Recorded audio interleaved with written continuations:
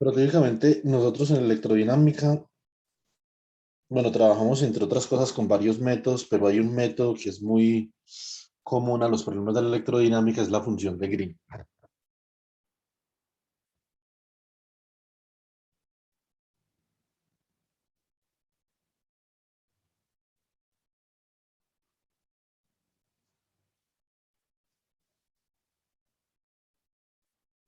Listo. Bueno, muy bien.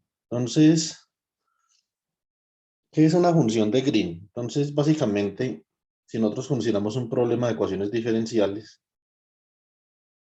pues, por ejemplo, dado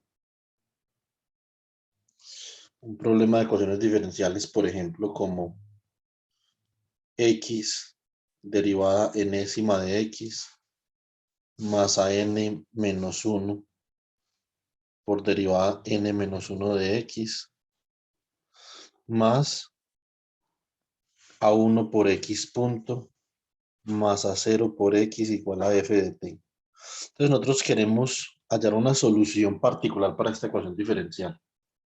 Entonces, dado este problema, pues uno dice lo siguiente.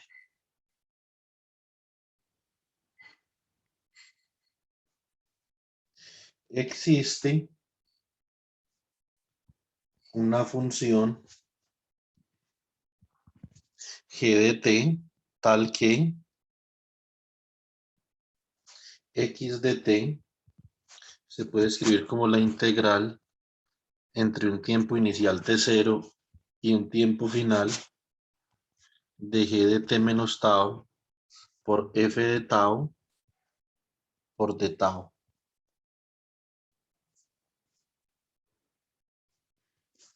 Donde g de t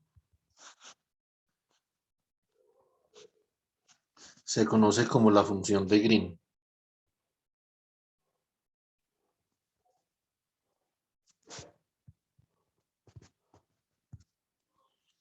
Y satisface el siguiente problema de valor inicial.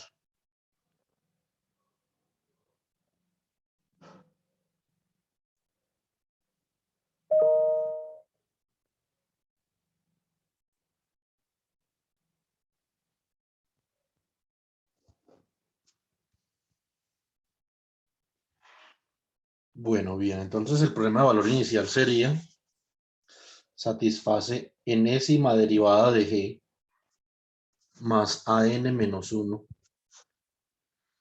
por n menos 1 derivada de g más a 1 por g punto más a 0 por g igual a delta de t. Es decir, la función de Green es una función que satisface la ecuación diferencial cuando la excitación es una delta.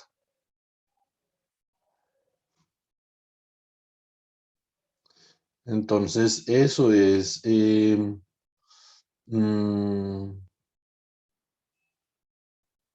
básicamente lo que nosotros entendemos por una función de Green. Naturalmente, esto es un problema. ¿Qué tipo de problema es este? Esto es un problema de ecuaciones diferenciales ordinarias.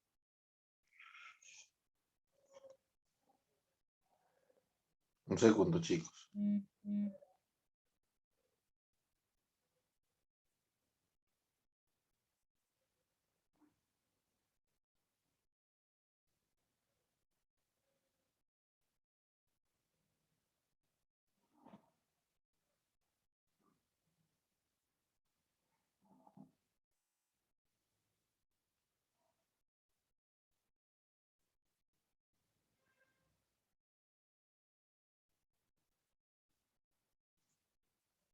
Listo, muy bien.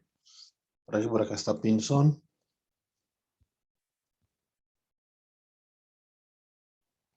A María Fernanda también.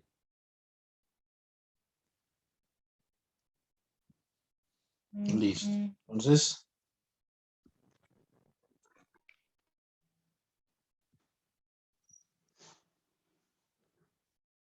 revisemos si no hay nadie más que es dependiente de conexión. No, aparentemente todos estamos ahí. Bueno, entonces esto es, en esencia, lo que uno debería de saber de la función de Green, por lo menos para problemas con ecuaciones diferenciales ordinarias, ¿cierto? Muy bien. Entonces, ahora vamos a hacer un pequeño ejemplo. ¿Listo? Entonces, ejemplo.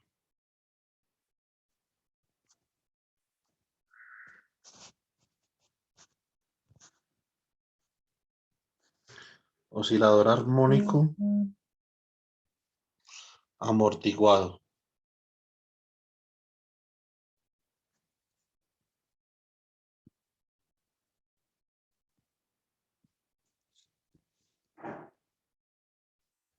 Muy bien. Entonces, el oscilador armónico amortiguado tiene la siguiente ecuación diferencial. Nosotros tenemos x punto más 2 zeta omega sub 0 por x punto más omega sub 0 al cuadrado por x igual a 0. Listo. ¿Qué sistema físico podría representar, por ejemplo, un oscilador armónico amortiguado? Podría representar varios sistemas mecánicos, sistemas eléctricos, pero si nosotros, por ejemplo, tenemos un sistema eléctrico con una fuente de voltaje,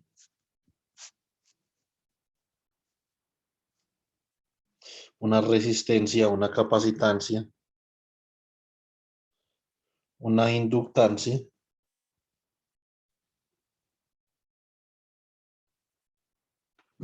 Para este sistema físico nosotros podemos escribir el hamiltoniano.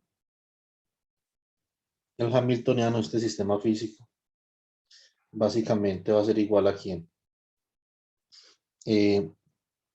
La función de Hamilton, en este caso, dependería de las variables que se almacenan, que serían la carga eléctrica Q y la corriente eléctrica I a través de la inductancia. Esto sería igual a 1 sobre 2C por la carga al cuadrado más, más un medio de L por la corriente al cuadrado menos la carga, ¿cierto? Por el voltaje de la fuente. La carga, la corriente, perdón. La corriente por el voltaje de la fuente. Listo. Corriente por el voltaje de la fuente por el tiempo durante el cual se está suministrando corriente. Esta sería la función de Hamilton.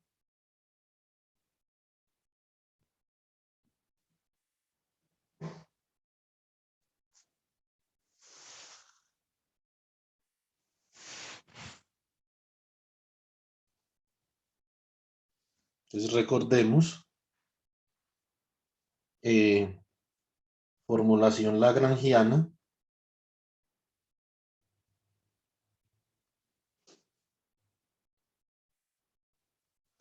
Entonces, dado un lagrangiano,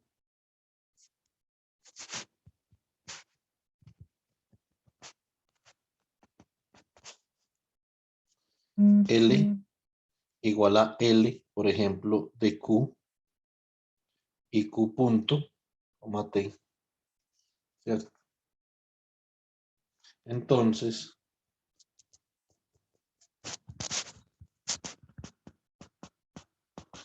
la función de Hamilton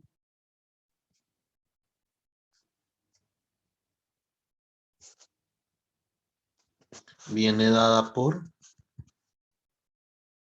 H de Q, P, P, T, perdón, es igual a la suma sobre J de Q sub J punto, producto punto con P sub J, menos el lagrangiano evaluado en Q, punto y T. Es la función de Hamilton, ¿cierto?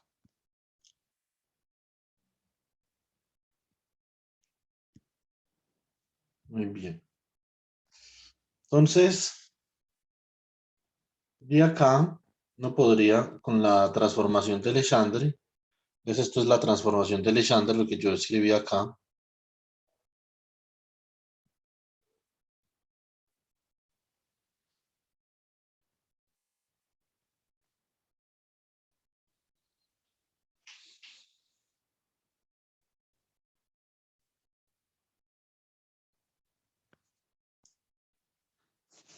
de donde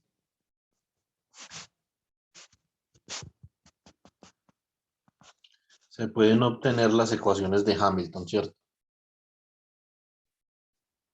Las ecuaciones canónicas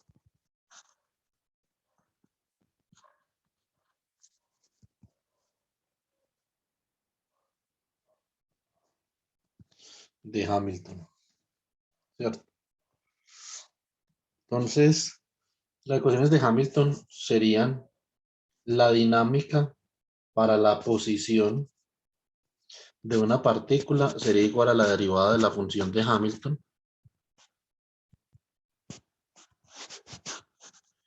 con respecto a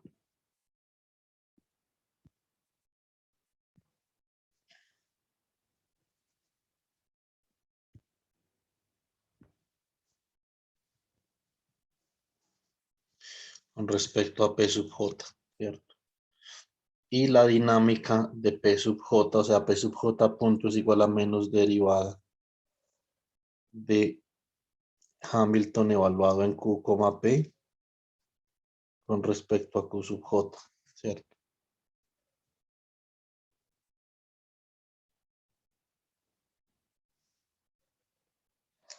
Bueno, muy bien.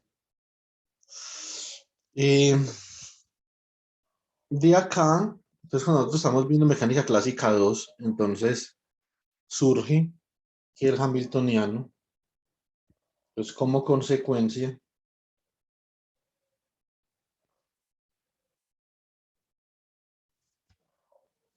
el hamiltoniano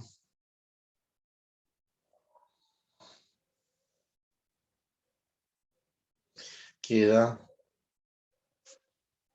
dado por h, la función de Hamilton, de Q, P, entonces es igual a la energía cinética, que típicamente es función del momentum, más la energía potencial, que típicamente es función de la posición, ¿sí o no? Simplemente es una derivación, es una forma alternativa para obtener ecuaciones de la dinámica de un sistema físico, ¿cierto? Entonces, para nuestro circuito eléctrico amortiguado, bueno, muy bien. Entonces, ¿nosotros qué tenemos? Tenemos eh, básicamente esta función de Hamilton. Entonces, escribimos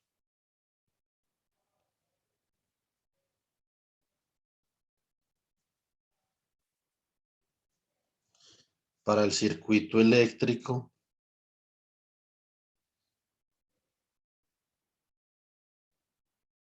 amortiguado. Listo. Entonces, tenemos que la función de Hamilton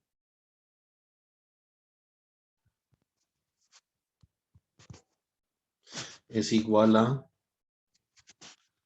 la energía potencial almacenada en el capacitor, que sería 1 sobre 2C Q al cuadrado, ¿cierto? Naturalmente acá las coordenadas no son Q y P, sino que son Q mayúscula, que es la carga, y que es la corriente, serían las coordenadas del espacio-fase, ¿cierto? Es 1 sobre 2C Q al cuadrado, ¿cierto? Más eh, un medio de L y al cuadrado menos la corriente por el voltaje de la fuente por el tiempo que se suministra energía al sistema, ¿cierto? O sea, la potencia por el tiempo.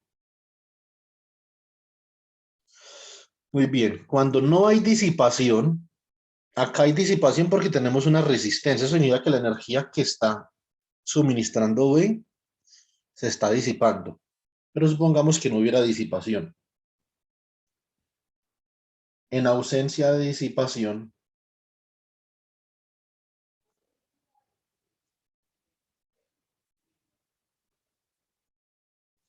o sea, para la resistencia igual a cero,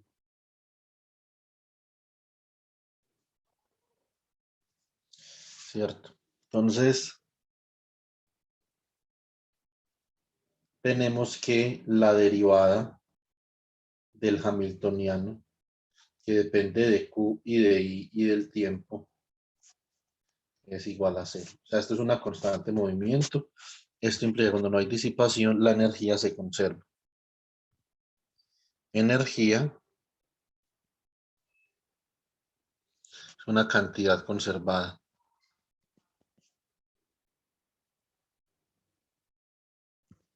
¿Cierto? Bueno, muy bien. Y si no hubiera disipación y la derivada de esto fuera igual a cero, entonces podemos calcular, procedemos, derivada del hamiltoniano, que depende de Q de I de T, con respecto a T, sería igual a la derivada con respecto a T de 1 sobre 2C por Q al cuadrado, más 1/2 de L por I al cuadrado menos la corriente por el voltaje de la fuente por el tiempo, ¿cierto? ¿Cómo queda esto? Esto queda igual a, vamos a utilizar la regla de la cadena, o sea que esto es la derivada con respecto a Q por la derivada de Q con respecto a T, o sea que esto sería Q sobre C por dQ de T, ¿cierto? Más la derivada con respecto a I por dI de T, esto sería L por I por dI de T. Y esto sería simplemente menos I por V de T, ¿cierto? Y esto es igual a 0, porque eso es lo que acabamos de decir, ¿cierto? Entonces, muy bien. La derivada de Q con respecto a T no es otra cosa que la corriente I, ¿cierto? Muy bien.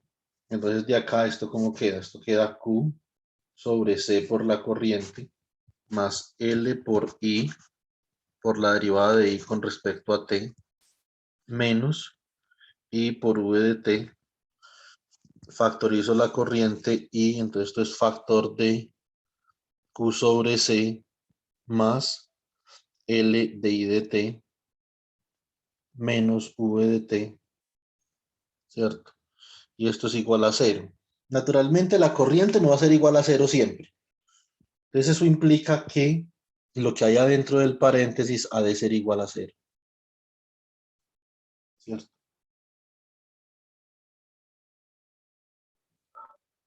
Profe, una pregunta. Dime. Cuando habla de disipación, ¿hace referencia a la ausencia de qué? Cuando hablo de disipación, cuando nosotros en física hablamos de disipación, tenemos que tener en cuenta quién suministra la energía, ¿cierto?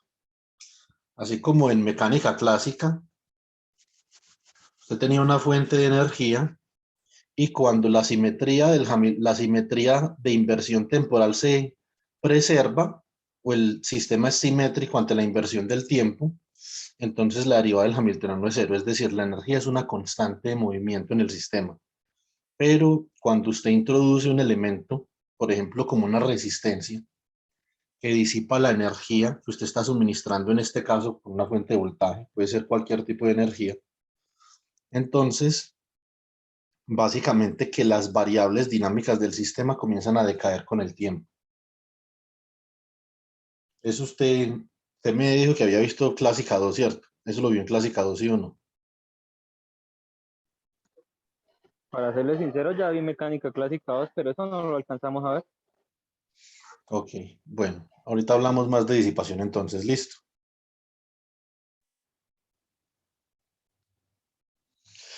Entonces, cuando yo hablo de disipación, el hablar de disipación implica que yo tengo una fuente de energía, ¿cierto?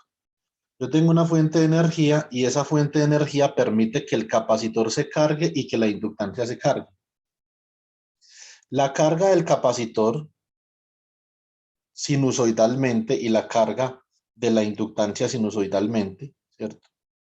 Van en contrafase. En contrafase no van a 90 grados la una de la otra. Eso significa que mientras una se está cargando, la otra se está descargando, ¿cierto? Y en un punto llegan a cero carga. Pero tanto la capacitancia como la inductancia se vuelven a cargar con la misma energía que tenían inicialmente. Como el sistema, cuando el sistema tiene disipación, eso no pasa. Entonces, la capacitancia se carga y se descarga, pero cada vez se carga un valor menor, ¿cierto?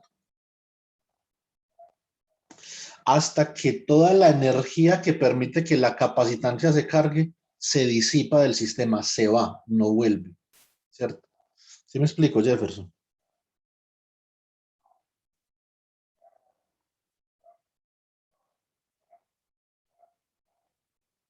Jefferson.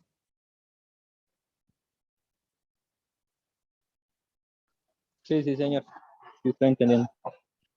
Entonces, ¿cuál es el mecanismo? ¿Cuál es el mecanismo mediante el cual eso sucede en un circuito, por ejemplo? En este circuito. El mecanismo es la resistencia. Una pregunta, ¿ustedes vieron? Bueno, entonces no alcanzaron a ver disipación en clásica 2, pero en electrodinámica 1 sí alcanzaron a ver disipación.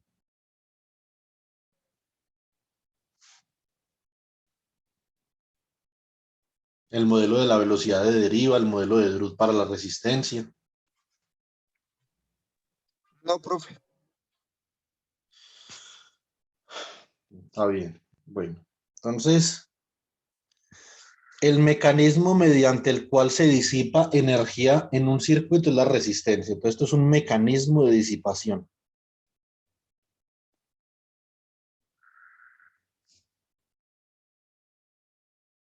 Listo.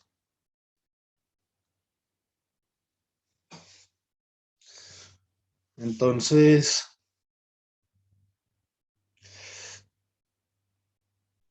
cuando hay disipación, chicos, nosotros no podemos decir que el hamiltoniano es una constante de movimiento.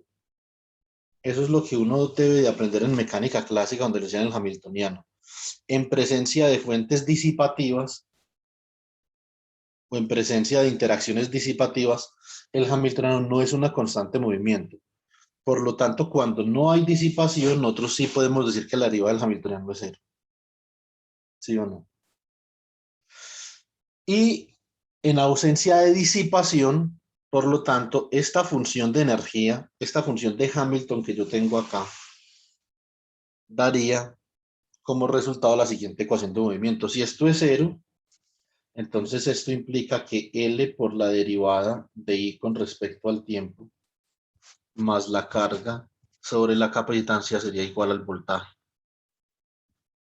¿Cierto? Esto obtenido a partir de Hamilton, esto se puede obtener a partir de Hamilton o Lagrange o las leyes de Kirchhoff, pero nosotros nos tenemos que acostumbrar como físicos a trabajar las cosas de la forma más fundamental posible, es decir, una descripción hamiltoniana o una descripción lagrangiana, ¿cierto? Bueno, muy bien. Ahora, nosotros sabemos que la corriente es igual a la derivada de la carga con respecto al tiempo. Por lo tanto, de acá, entonces esto queda como L por la segunda derivada de la carga con respecto al tiempo, más la carga sobre C, y esto es igual a V de T.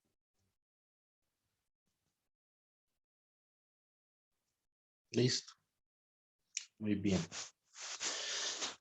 Entonces, dividimos por L y esto nos queda Q2 puntos más 1 sobre LC por Q igual a V de T.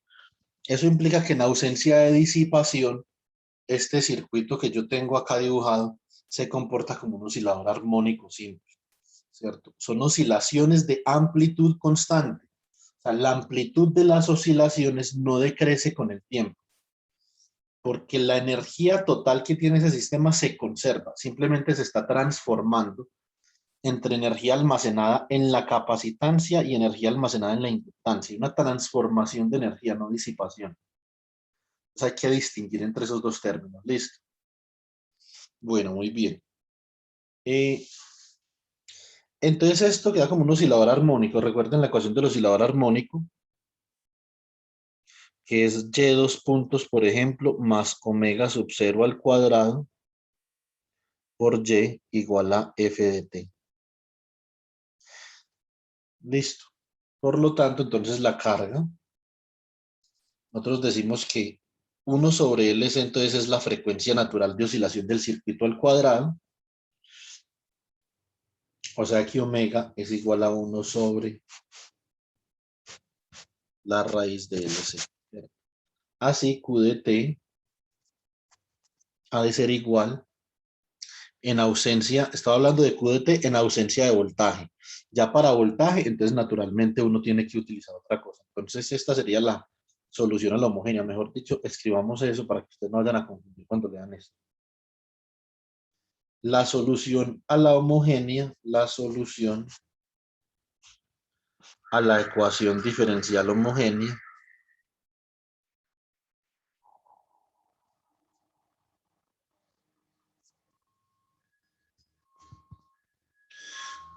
que sería Q dos puntos más omega sub 0 al cuadrado por Q igual a 0. Entonces estamos buscando una función que derivada dos veces y sumada consigo misma multiplicada por la frecuencia angular de 0. Y como esto es un oscilador armónico, naturalmente esa función es una función armónica. Entonces la solución viene dada por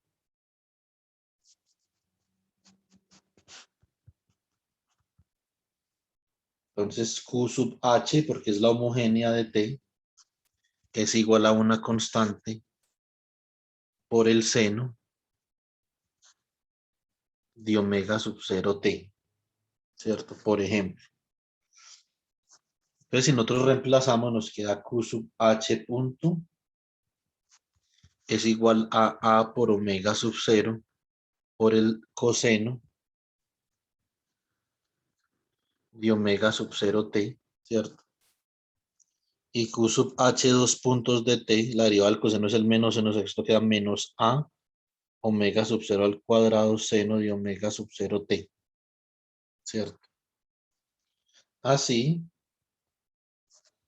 Q sub h dos puntos más omega sub 0 cuadrado por Q sub h, queda como menos a omega sub 0 cuadrado seno de omega sub 0 t más omega sub 0 cuadrado por a por el seno de omega sub 0 t.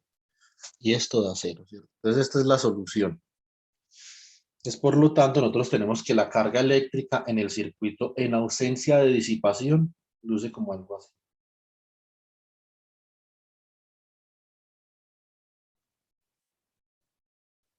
Esta es la carga eléctrica.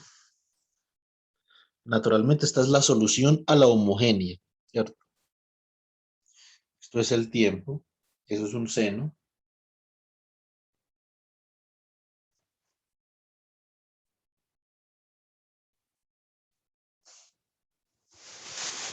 Entonces va a ser una función en el tiempo que va a oscilar entre a y menos a.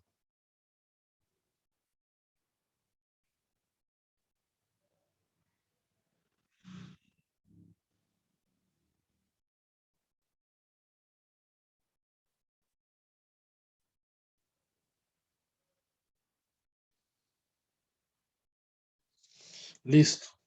Esta sería la carga. Esto sería a, esto acá sería menos a. Bueno, ¿cómo queda la corriente? La corriente es la derivada de la carga, ¿cierto? Entonces, corriente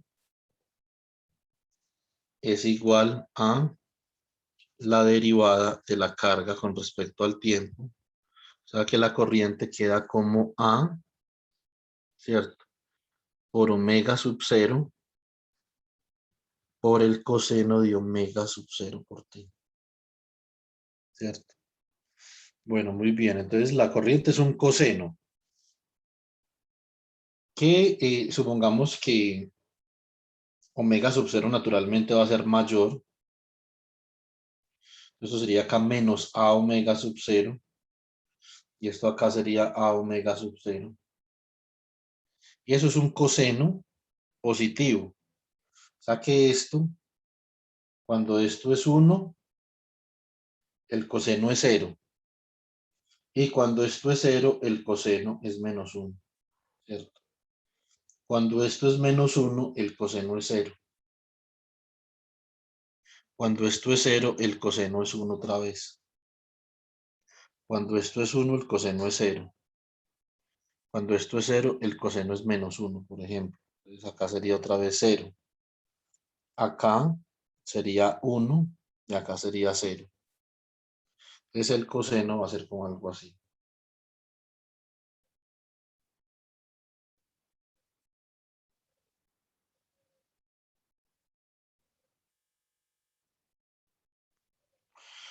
A ver.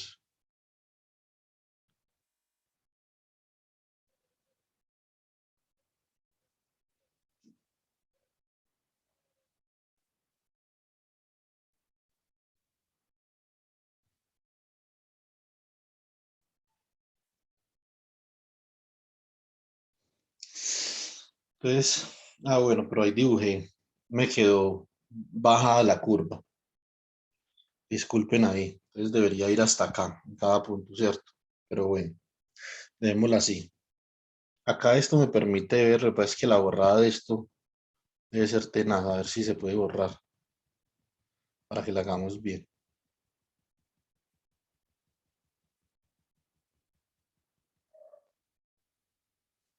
Pues no se puede borrar del todo, pero la mayoría se pudo borrar.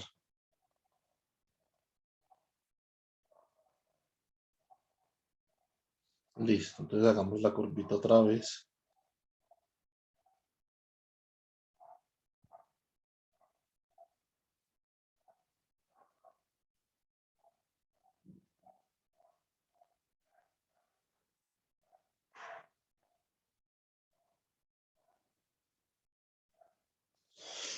Muy bien, entonces lo que nosotros podemos ver ahí es que cuando la corriente se está descargando en la inductancia, entonces en esta región, esta,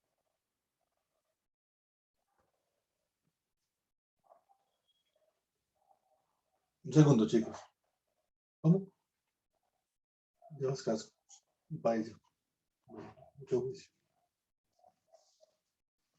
Cuando la corriente en la inductancia se está descargando, ustedes podrán ver con claridad que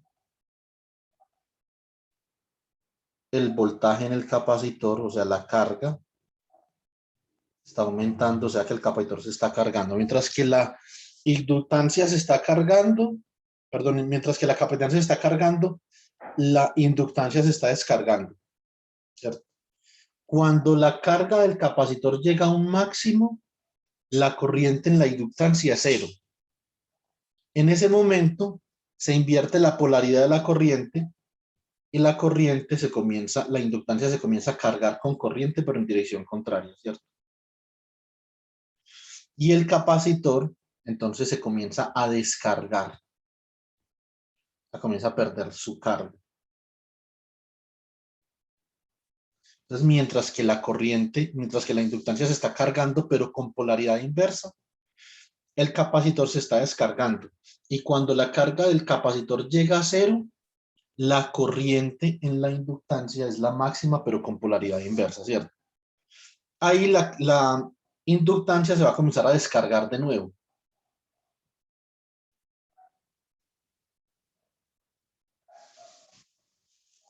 Hasta que la corriente llega a cero.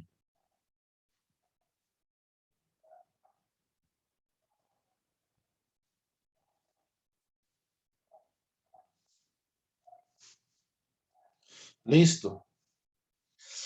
Y cuando la inductancia se comienza a descargar, como podemos ver acá, el capacitor se comienza a cargar, pero con polaridad invertida,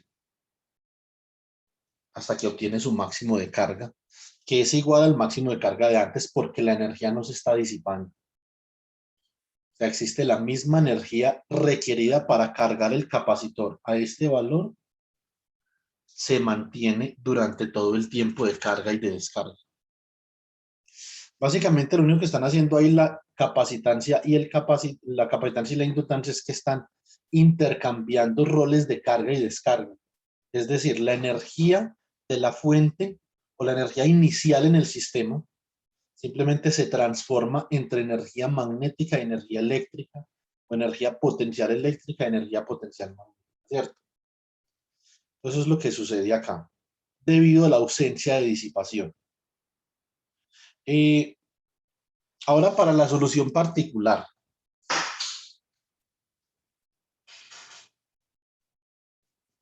Solución particular.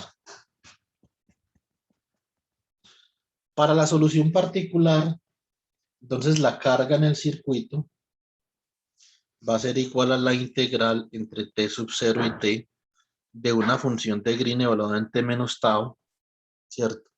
Por la excitación que sería el voltaje del circuito evaluado en tau por d tau. Listo. Y entonces esta función de acá satisface lo siguiente: g, 2 puntos, más omega sub 0 al cuadrado por g debe de ser igual a un delta. Entonces aplicamos la transformada de Laplace.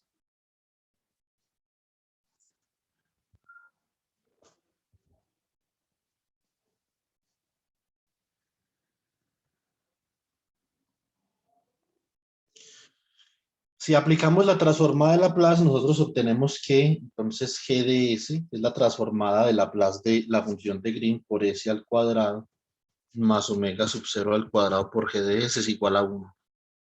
La transformada de Laplace de un delta es igual a 1, por lo tanto, g de s es igual a 1 sobre s al cuadrado más omega sub 0 al cuadrado, ¿cierto?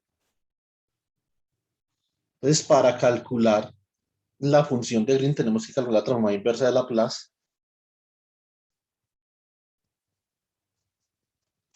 Entonces,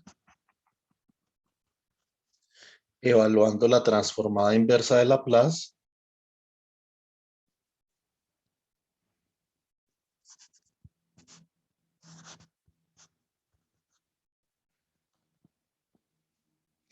tenemos entonces que g de t es igual a la transformada inversa de 1 sobre s cuadrado más omega sub 0 al cuadrado, ¿cierto? Bueno, muy bien. Esta es una transformada conocida. Yo puedo dividir acá por 1 sobre omega sub 0 y multiplicar acá por omega sub 0. Queda omega sub 0 sobre s al cuadrado más omega sub 0 al cuadrado. Y esta transformada inversa de acá me da simplemente seno de omega sub 0 t. Listo. Por lo tanto,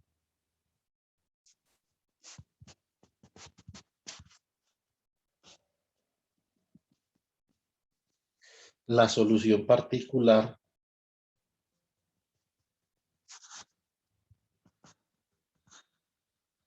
queda dada por...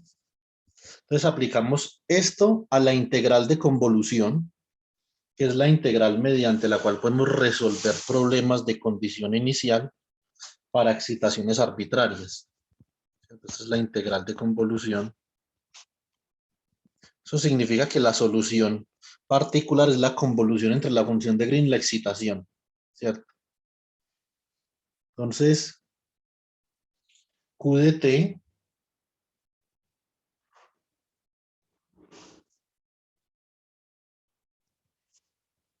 queda integral entre, podemos escoger t0 como nosotros queramos, puede ser 0, menos infinito, lo que sea, ¿cierto? Entre 0 y t del seno de omega sub 0 t menos tau, seno de omega sub 0 t menos tau, recuerden que esto está evaluado en t menos tau por v de tau por d tau. Entonces, para el circuito armónico, o sea, un oscilador LC, yo puedo hallar la carga en el circuito solucionando esta expresión de acá. Necesito saber cuál es la excitación, naturalmente, ¿cierto? Bueno, muy bien. Entonces, esto es sin disipación, ¿cierto? Entonces, esto es sin disipación, no hay disipación. Ahora, si hubiera disipación, entonces R tendría que ser diferente de 0. Pero pues, Ángel David dice que ustedes no vieron disipación electrodinámica aún. Entonces, tapemos ese huequito de una vez.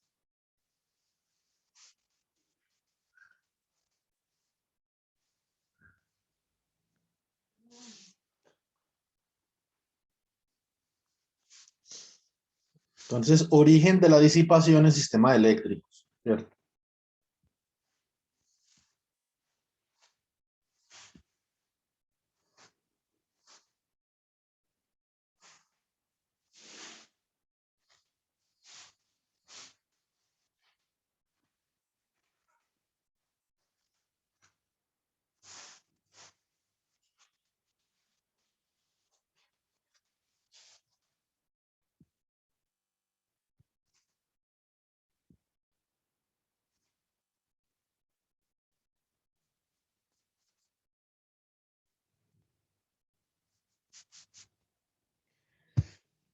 La disipación básicamente se manifiesta en un contexto empírico en el calentamiento de un material.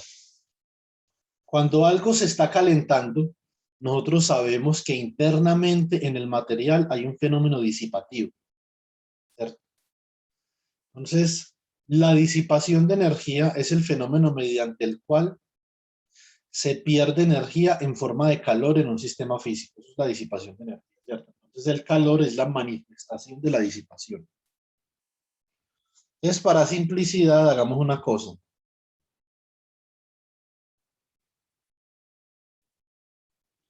Consideremos un conductor.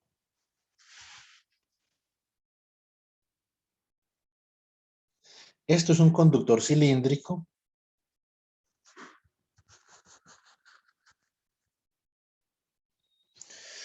Y supongamos que este conductor se encuentra a una temperatura T.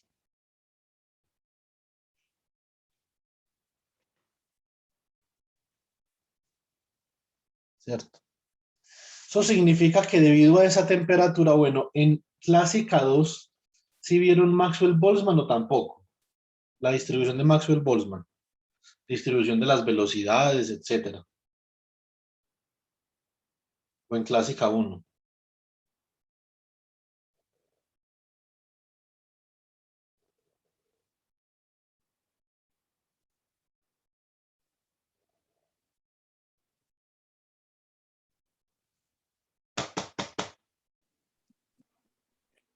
En mi caso me parece que llegamos a ver un poco en Clásica 2, no me acuerdo, o si fue algo que habíamos visto en lo de físico-estadística. En físico-estadística es posible que sí. Pero eso digamos que se introduce en mecánica clásica como un problema de scattering, ¿cierto? Es un problema de dispersión.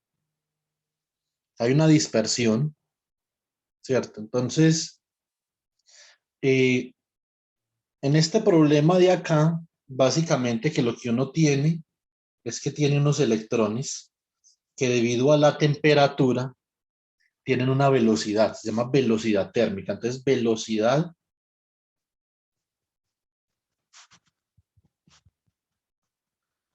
debido a la temperatura.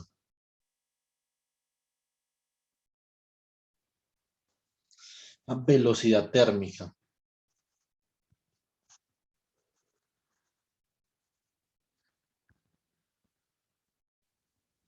Hay tres tipos de velocidad térmica. Está la velocidad media o la velocidad más probable.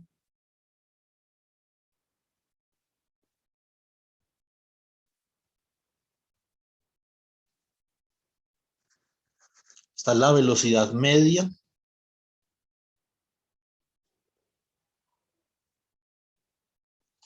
Y está la velocidad RMS.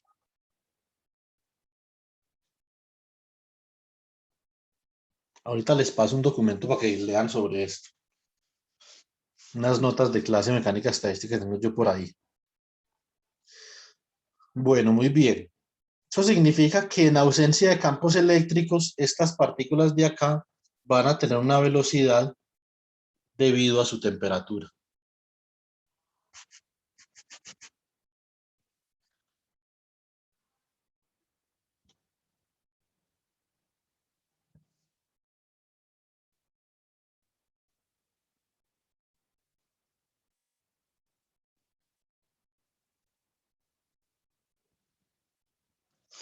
pero su velocidad va a estar orientada, es decir, orientada aleatoriamente y sus desplazamientos van a ser más o menos erráticos, ¿cierto?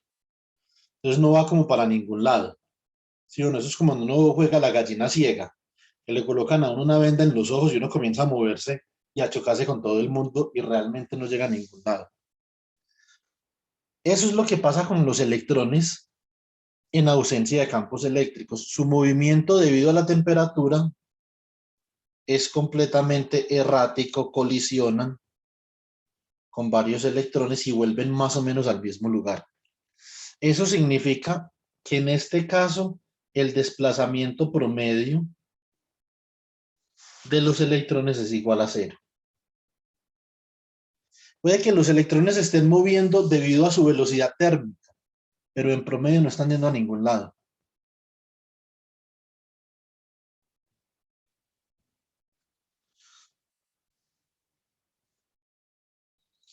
Si yo, por ejemplo, considero acá una sección cilíndrica transversal, digamos circular, porque pues esto aquí es un espesor delta X. A través de ese volumen diferencial que tengo yo ahí, entonces esto sería como un pequeño volumen delta V, que sería igual al área del disco por delta X. Y yo quiero preguntarme cuánta carga eléctrica se acumula en ese disco en un intervalo de tiempo delta T. Y la respuesta es que es cero. Porque toda la carga eléctrica que entra a ese disco vuelve a salir, ¿cierto? Se devuelve. El movimiento promedio de la carga eléctrica es cero. Esto se conoce como mean free path.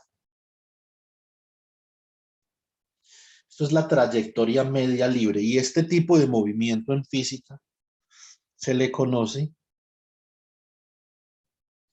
como movimiento browniano.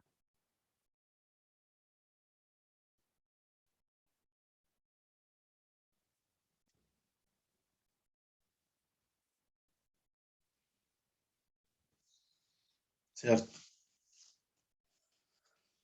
Son movimientos aleatorios y erráticos que tienen las partículas debido a su temperatura. Eso es un movimiento browniano, ¿cierto? Ahora, ¿cómo hacemos nosotros para que el movimiento sea menos errático? Podemos aplicar un campo eléctrico. Hay algunos libros que enseñan, digamos, imágenes equivocadas sobre el proceso que yo les voy a mostrar para que cuando ustedes los vean, de hecho, eso es una pregunta que yo hago en un parcial de electromagnetismo. Les doy una figura y les pregunto, ¿qué tiene de malo esta figura? Es una cosa que uno como físico debería poder identificar inmediatamente.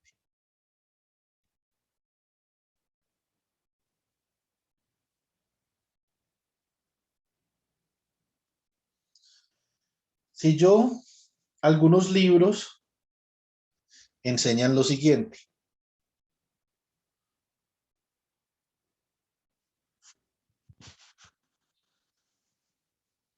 Si yo tengo un conductor cilíndrico, por ejemplo,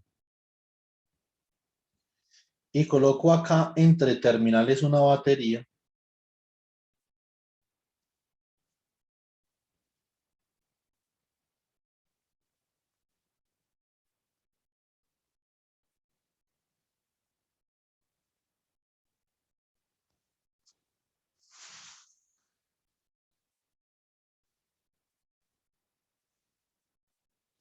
por lo tanto, estoy produciendo acá un campo eléctrico, ¿cierto? En el interior del conductor. Aquí ya no hay equilibrio electrostático, ¿cierto? Usted me dice, el campo eléctrico es cero entre un conductor, en equilibrio electrostático sí. Cuando usted coloca un potencial eléctrico externo, no. Los libros enseñan entonces que después de que usted coloca el campo eléctrico, el movimiento de partículas es completamente ordenado de esta forma. Esto es completamente falso. Esto no es cierto.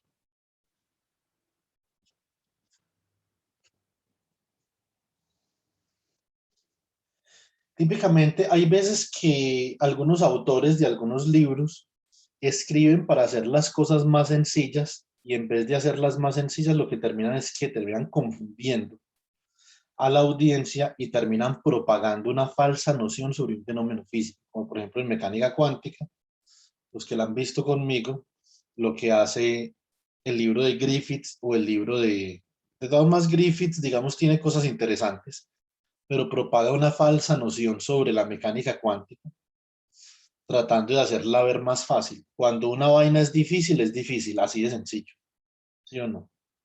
Entonces, pero pues el peor de todos es un libro que se llama Cepili, ¿cierto? Ese sí es el recontrapeor de todos. En los libros de electromagnetismo, en buenos libros de electromagnetismo, hay veces que uno encuentra este dibujo. Esto realmente no es cierto.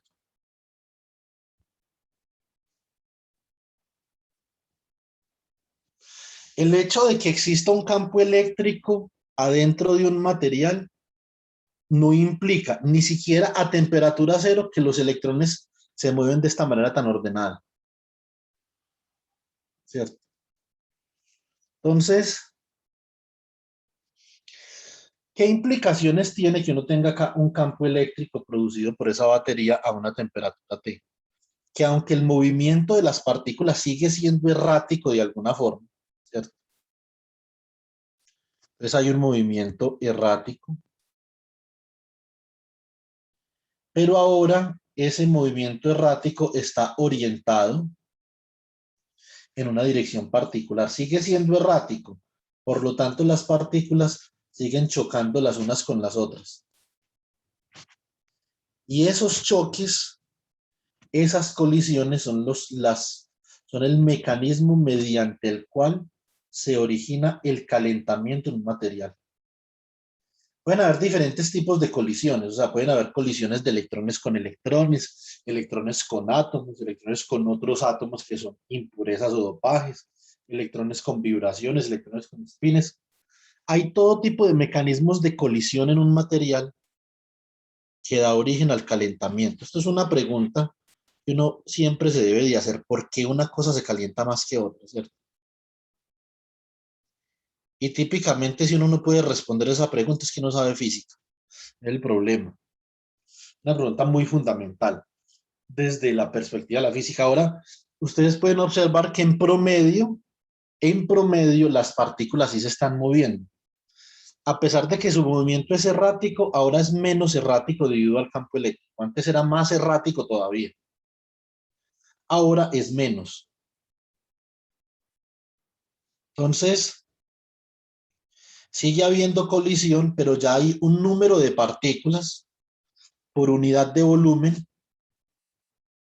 que si nosotros consideramos esta sección transversal de acá, de espesor de delta X,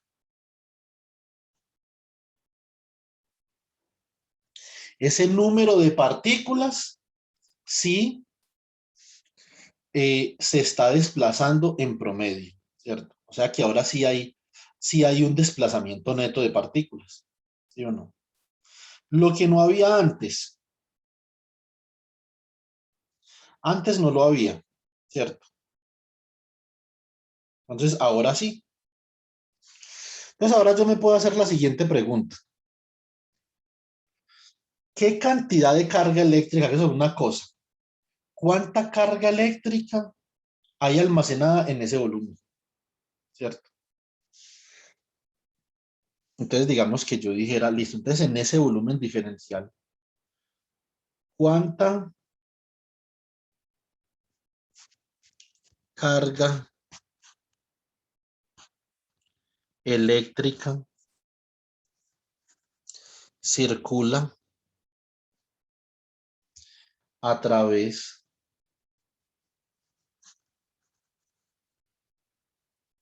del volumen delta V igual a delta X por el área de la sección transversal en un tiempo delta T? Listo. Bueno, muy bien. Entonces,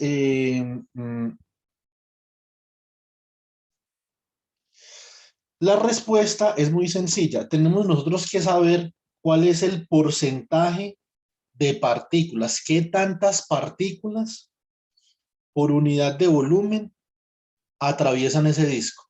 No van a ser todas, eso seguro, todas no son, pero es un buen porcentaje de partículas, una buena cantidad de partículas que puede atravesar ese volumen. Y eso depende de cada material. Eso depende de una cantidad, de una variable en sistemas físicos materiales que se llama densidad de estados. Realmente no voy a entrar en detalle en eso porque eso no tiene que ver con la electrodinámica, pero simplemente les digo que eso se puede calcular. Entonces yo puedo decir lo siguiente. Puedo decir la cantidad de carga en el volumen de Q es igual a el número de portadores de carga que atraviesa el volumen por la carga de los electrones, o sea, la carga del portador por el delta de volumen. O sea que esto es igual a N por E por el área por delta X. Supongamos ahora, esta es la clave, chicos, pongan mucha atención acá. Este es el punto súper clave. Esos electrones pueden tener varias velocidades, no solo una. Van a haber varias velocidades que tienen esos electrones. Hay unos electrones que tienen una velocidad relativamente rápida y que son los que producen corrientes. Hay otros electrones que se van a seguir moviendo a las velocidades térmicas, ¿cierto? Debido a la temperatura. Son los electrones que se están moviendo a una velocidad que voy a llamar V sub D, los que atraviesan ese disco. Esta hipótesis de que los electrones que atraviesan el disco se mueven a esta velocidad V sub D viene de un físico del principio del siglo XX que se llama Paul Drude. Esta es la primera vez que la electrodinámica intenta explicar un fenómeno macroscópico desde la arena microscópica. La primera vez, porque eso no lo hace la electrodinámica, lo hace la mecánica estadística. Entonces, pero Paul Drude dijo, va a haber una velocidad, ¿cierto? Una velocidad a la cual los electrones que se muevan a esa velocidad exactamente son los que van a atravesar ese disco. Los que no lo atraviesan. Los que no, su movimiento promedio es aproximadamente cero. Y por lo tanto, la distancia que recorren los electrones en un tiempo delta t a esta velocidad, esta distancia delta x simplemente se puede expresar como la velocidad v sub t por el tiempo de tránsito a través del disco. Entonces escribamos acá esto. Esto queda como n por e por a, ¿cierto? Por v sub d por delta t. Esa es la cantidad de carga, ¿cierto? Que se está acumulando en ese disco diferencial que yo tengo ahí. ¿Listo? Ahora de acá me quiero preguntar, por unidad de tiempo, ¿qué cantidad de carga circula a través del disco? ¿Cierto? Por unidad de tiempo,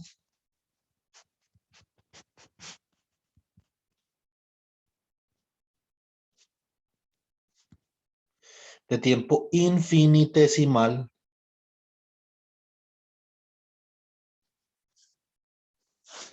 ¿qué cantidad de carga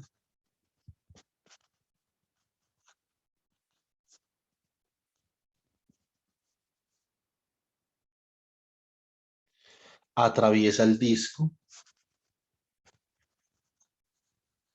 de volumen V? Listo. Entonces,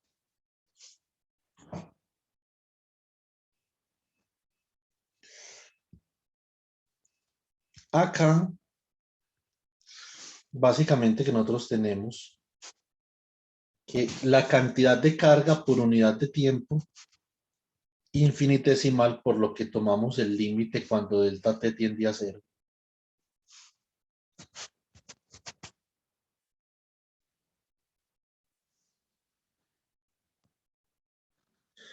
N por E por A. Bueno, coloquemos esto acá así. NEA VD delta T. Entonces, sobre delta T. Límite cuando delta T tiende a cero. Se va esto con esto y esto queda como NEA por V sub D. Esto es lo que nosotros definimos como corriente eléctrica a través del conductor. Listo.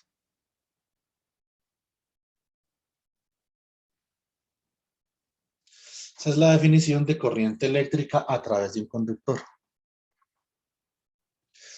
Pues por lo tanto, de acá la corriente nosotros la podemos expresar como N por E por el área, por la velocidad que llamamos velocidad de deriva. V sub D se conoce como velocidad de arrastre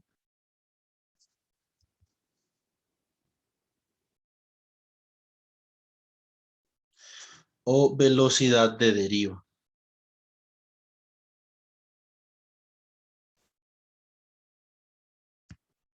Listo. Muy bien. Ahora, ¿cuál es el problema con esto? El problema con esto es que esa corriente depende de las dimensiones del conductor, entonces realmente esta expresión para la corriente no me va a decir absolutamente nada de lo que yo tengo que saber sobre el conductor, ¿cierto? En absoluto, no me dice nada, ¿cierto? ¿Por qué? Porque si yo aumento el área del conductor infinitamente, pues la corriente también va a aumentar infinitamente, entonces yo no voy a poder saber qué tan buen conductor es ese metal que yo tengo ahí. Para yo poder saber algo, qué tan buen conductor es, qué tan buen reflector es, ¿cierto? Por ejemplo, otra propiedad física, conductividad, reflexión, ¿cierto? Transparencia, qué tan transparente es. Siempre necesito expresar esas cantidades en términos de algo que sea independiente de las dimensiones físicas del material, ¿cierto? Por lo tanto, para hacer esto independiente de las dimensiones físicas del material, defino densidad de corriente de la siguiente forma.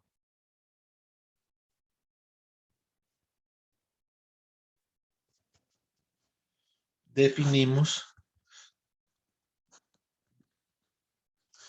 densidad de corriente J como J igual a corriente por unidad de área. Entonces, esta densidad de corriente ya me dice qué tan buen conductor es un metal, porque estoy dividiendo la corriente total por el área a través de la cual están pasando las partículas. Eso ya es distinto. Entonces, si usted aumenta el área infinitamente y por lo tanto aumenta la corriente infinitamente, la densidad de corriente entonces quedaría constante, ¿cierto? Entonces, la densidad de corriente sí me da información sobre qué tan buen conductor es mi metal y esto es el número de portadores por E por la velocidad de deriva. Esta es la expresión que ustedes van a encontrar muy a menudo en los libros de texto que viene de este análisis, ¿cierto? Microscópico, o sea, combinando la parte microscópica con la parte electrodinámica. ¿Listo? Bueno, para nosotros poder hablar de lo que estamos interesados en este momento, ¿cierto? ¿En qué estamos interesados? Estamos interesados en hablar de la disipación, ¿sí o no? Entonces estamos interesados en hablar de la disipación y para eso entonces queremos un modelo de esta velocidad. Entonces modelo para la velocidad de arrastre.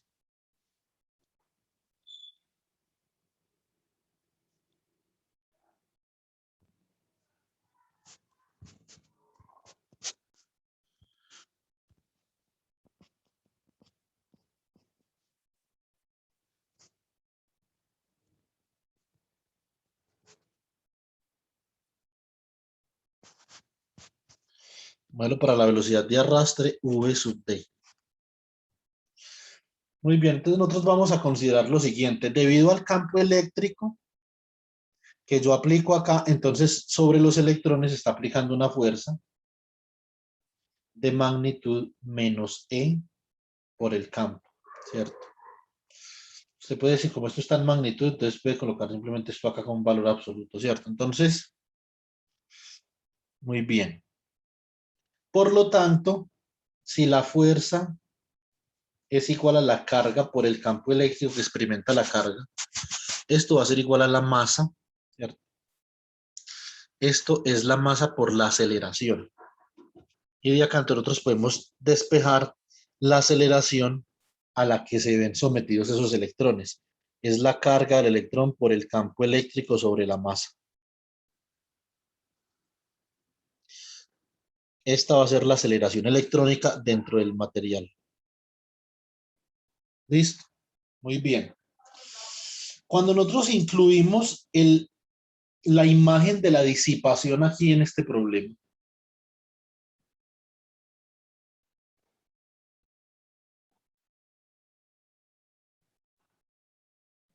nosotros tenemos lo siguiente. Tenemos acá la velocidad en el tiempo, ¿cierto?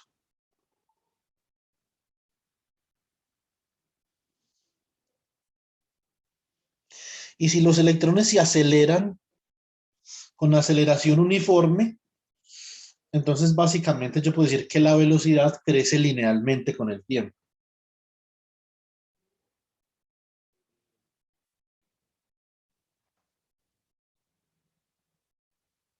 La velocidad crece y resulta que después de un tiempo tau, digamos después de este tiempo de acá,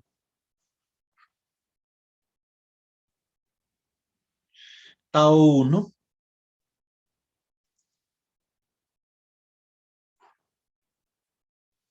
entonces el electrón colisiona.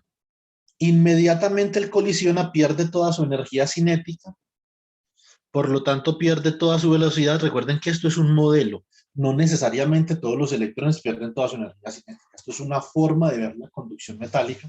Esto es un modelo aproximado, pero que es uno de los mejores modelos para no entender el fenómeno, ¿cierto? Y por lo menos produce un valor de conductividad que es experimentalmente, o por lo menos la forma del valor de conductividad es experimentalmente reproducible, ¿cierto? Una vez se colisiona el electrón pierde toda su energía cinética y emite calor. Esta pérdida de energía cinética acá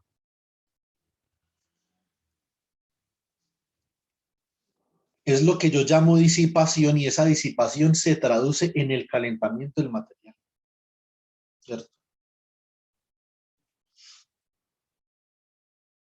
Listo. Pero el campo eléctrico sigue ahí.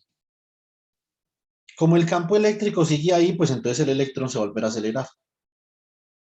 Y ahora va a colisionar mucho antes. Va a colisionar después de tau 2 segundos. La primera vez colisiona a los tau 1 segundos, ahora colisiona a los tau 2 segundos. Listo. Muy bien.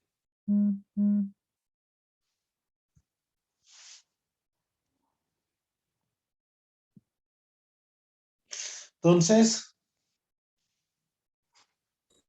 segundo, chicos.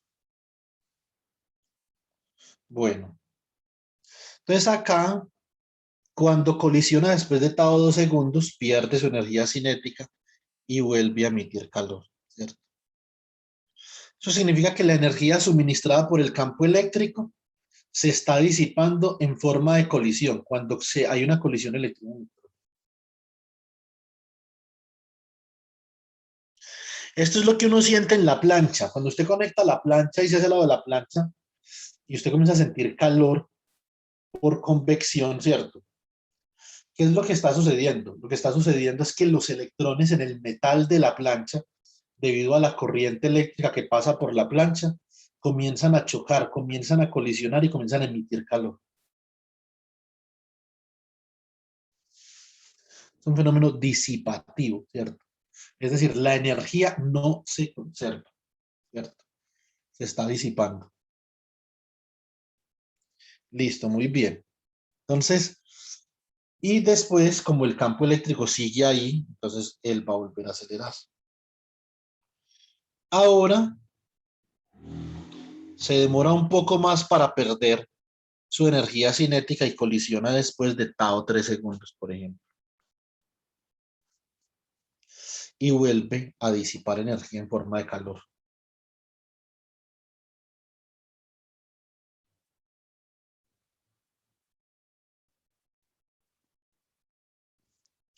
Listo. Y eso sigue sucediendo mientras el campo eléctrico esté presente. Porque cuando nosotros quitamos el campo eléctrico y la energía se disipa en su totalidad, entonces, ¿qué va a pasar? Pues básicamente que ya los electrones no van a tener ninguna fuente de aceleración, ¿sí? Listo. Entonces, de acá nosotros podemos obtener un modelo para la velocidad de deriva. ¿Cuál es la velocidad de deriva acá? La velocidad de deriva básicamente es una velocidad como de este estilo, como por acá.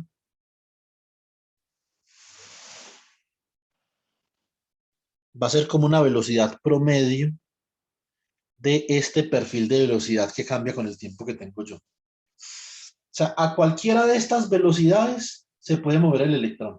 A cualquiera, ¿cierto? Esta velocidad, esta velocidad, esta velocidad. Pero es a esta velocidad de acá de deriva que realmente se produce movimiento neto a través del material. Es decir, es esta velocidad de acá la que produce corriente. Listo. Y para esa velocidad nosotros queremos naturalmente un modelo. Entonces vamos a asumir que esta velocidad de acá, la velocidad de deriva, la aceleración es igual a velocidad sobre tiempo, ¿cierto? Por lo tanto, la velocidad es igual a aceleración por tiempo. Entonces voy a asumir que esto es igual a A por un tau que tengo acá. Velocidad de deriva es la aceleración por un tau. Ya les voy a decir específicamente quién es ese tau. ¿Listo? Muy bien. Entonces, por lo tanto, como yo ya había calculado ahorita la aceleración usando la segunda ley de Newton, estos son modelos muy sencillos. Entonces yo puedo decir que esto es igual a E por el campo eléctrico sobre la masa, ¿cierto? Por tau. La pregunta del millón en este tipo de cuestiones es ¿quién es tau? ¿Cierto?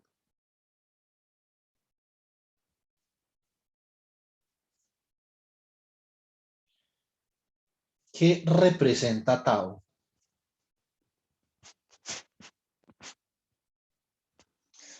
Esta es una de las cantidades físicas en materiales más importantes que uno puede calcular. Posiblemente no haya una cantidad física más importante que esta. En el tema de disipación, pues, ¿cierto?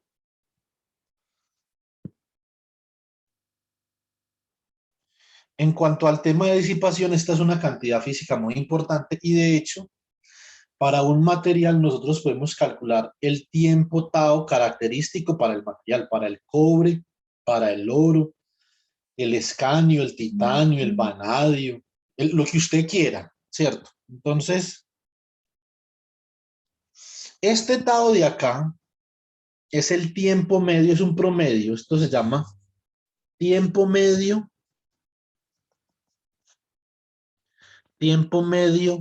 de colisión, ¿cierto? En este caso particular es el tiempo medio de colisión electrón-electrón. Los que están viendo materiales conmigo, que creo que son 3 de acá, van a descubrir que en los materiales se manejan diferentes tiempos de colisión, no solamente el tiempo medio de colisión electrón-electrón. La conductividad y la resistividad de un material, entonces, tiene su origen en tiene su origen en diferentes tipos de colisiones, no solamente colisión electron. Y para estudiar eso tenemos algo que se llama la ley de Mathisen.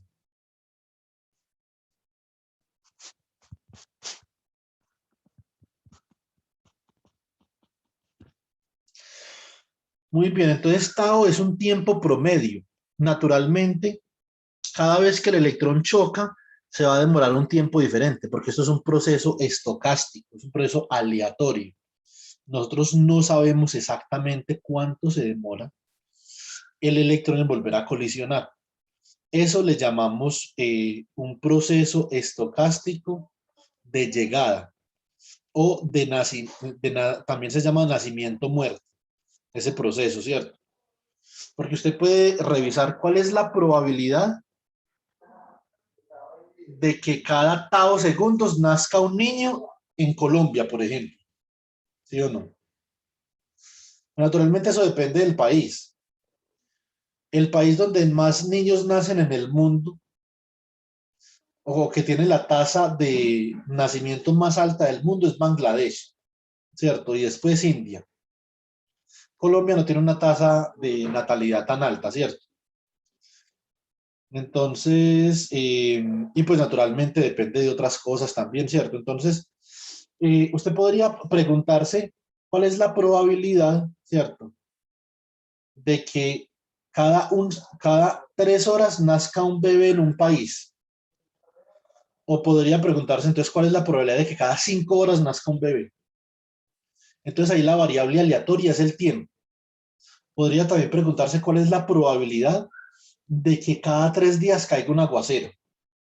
Ese tipo de fenómenos probabilísticos se llaman fenómenos de llegada, ¿cierto? Son las probabilidades de que en un tiempo llegue algo, un bebé, un aguacero, ¿cierto? Lo que sea. Son procesos muy estudiados en ingeniería industrial para la producción, pero son más estudiados en física, ¿cierto? Ese tipo de proceso se llama birth rate processes. Entonces,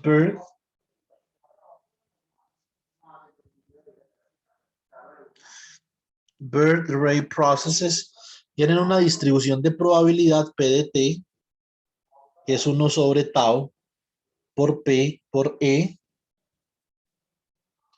a la menos T sobre tau, donde la media del tiempo es igual a tau. O sea, el promedio de esta distribución de probabilidad es tau. Así este tiempo de acá, nosotros damos el tiempo medio entre colisiones, ¿cierto? ¿Cuál es la probabilidad cuál es la probabilidad de que después de tau segundos vuelva a haber una colisión electrón-electrón? Es la máxima, porque esta es la media. Listo. Muy bien. De acá, entonces nosotros podemos reemplazar esta expresión en esta expresión para la densidad de corriente, ¿cierto? Entonces podemos escribir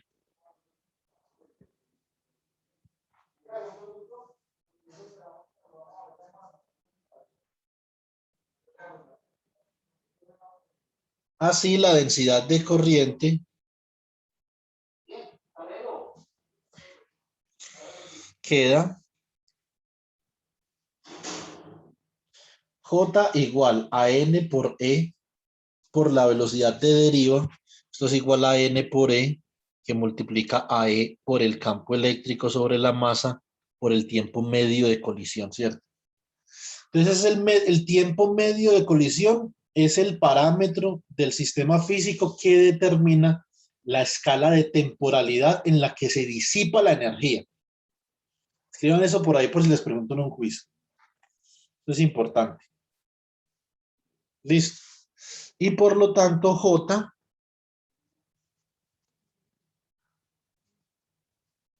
¿cómo queda? Entonces J queda como EN por E al cuadrado por tau sobre M por el campo eléctrico.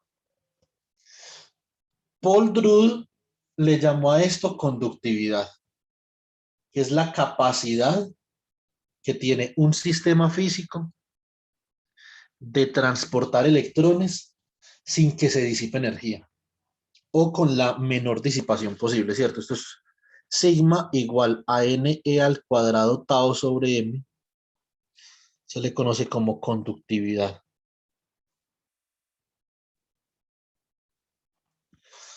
Y entonces, por lo tanto, queda J igual a sigma por E, y en general esto pueden ser vectores, y esto se le conoce como la ley de Ohm.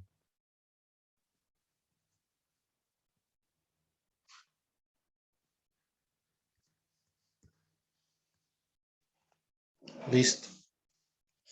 Entonces, la conductividad tiene ahí incluido el tiempo medio de colisión. Nosotros podemos pensar lo siguiente: entre más se demoren los electrones en chocar, naturalmente mejor conductor es el material, ¿cierto? Por lo tanto, es lógico que la conductividad sea proporcional a tau. Pero también podemos definir la resistividad de un material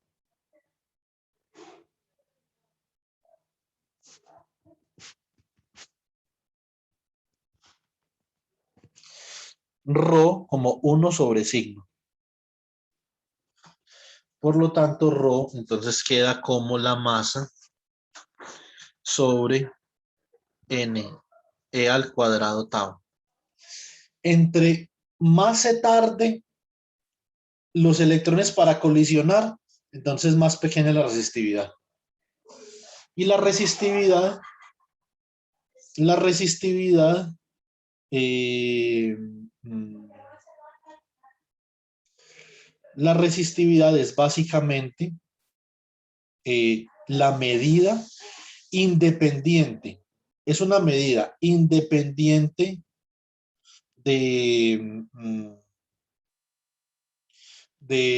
¿cuál será la palabra? Independiente de las dimensiones de un material, que nos dice a nosotros qué tan difícil es transportar corriente en ese material. O sea, la tendencia que tiene el material a oponerse, o la oposición del material al movimiento de carga, ¿cierto? Esa es la resistividad, y por lo tanto, entonces, la ley de Ohm en términos de resistividad se puede escribir como E igual a ρ por J.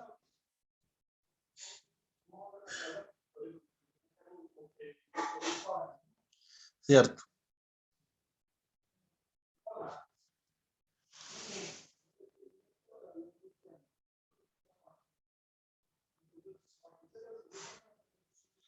Bueno, muy bien. Entonces, y ahora ustedes se pueden preguntar y me pueden decir: oiga, pero a mí me enseñaron en el electromagnetismo que la ley de Ohm es voltaje igual a corriente por resistencia. Bueno, eso, digamos, no es del todo cierto, pero tampoco es falso.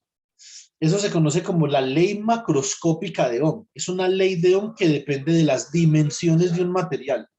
O sea que no es una ley fundamental. La ley de Ohm que aparece en las ecuaciones de Maxwell, como nosotros vamos a ver en nuestro curso de electrodinámica, es esta de acá. Esta es la ley de Ohm que aparece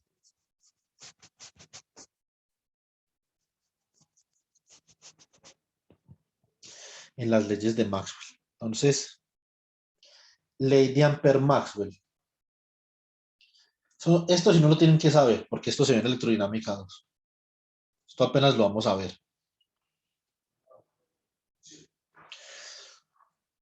Acá, entonces nosotros, bueno, entonces veamos la que ustedes ven en electrodinámica 1, que es la ley de Ampère, ¿cierto?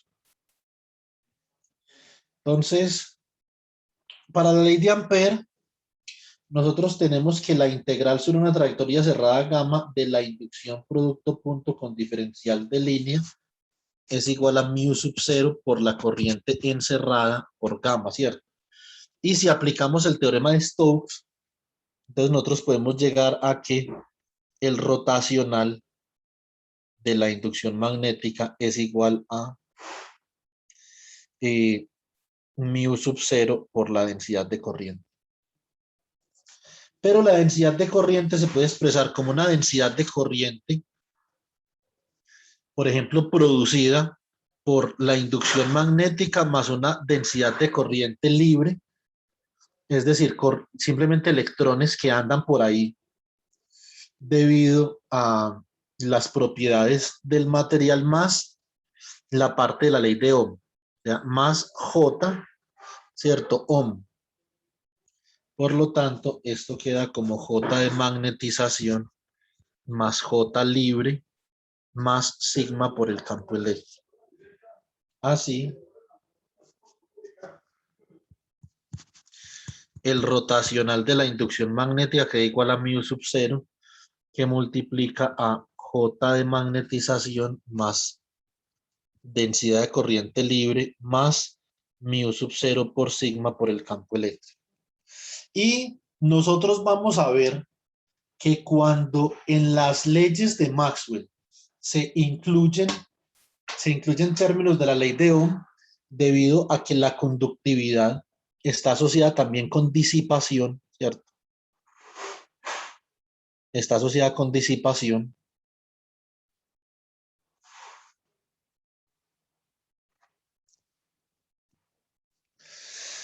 Entonces, cuando vayamos a obtener una ecuación de onda electromagnética, en estos términos va a ser una ecuación de onda electromagnética amortiguada.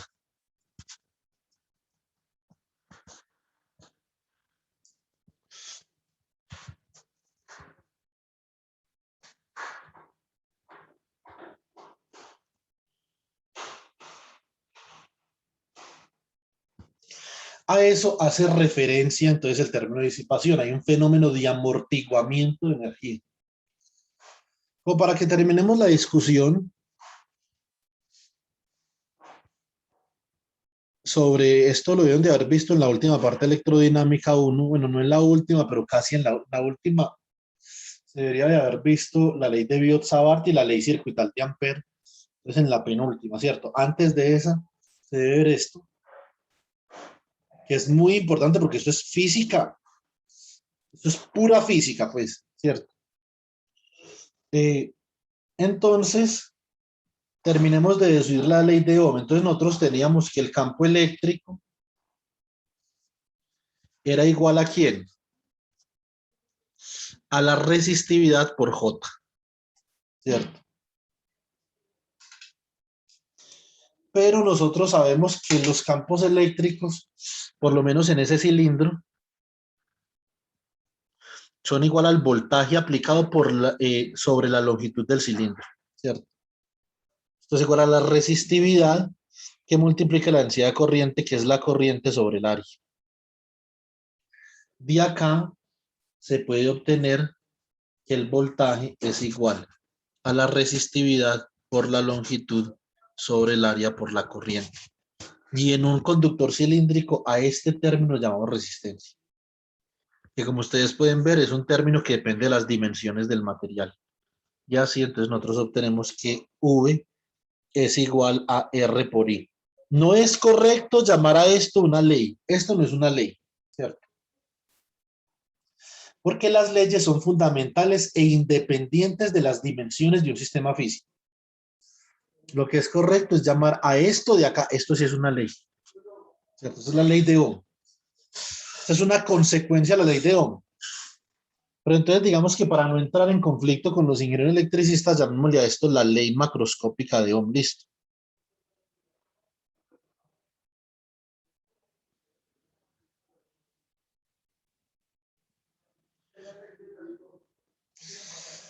Bueno, muy bien. Entonces yo creo que con esto queda explicada la parte de disipación y podemos volver a nuestro hamiltoniano, ahora para el caso en el que la resistencia sea diferente de cero, ¿cierto?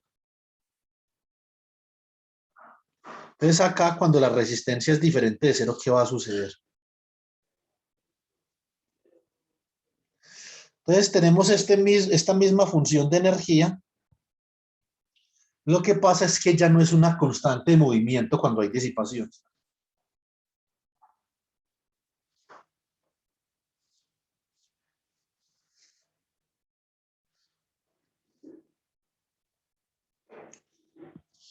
Muy bien.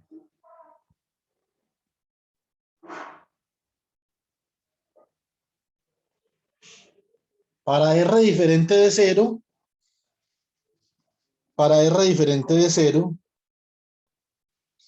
la derivada de la función de Hamilton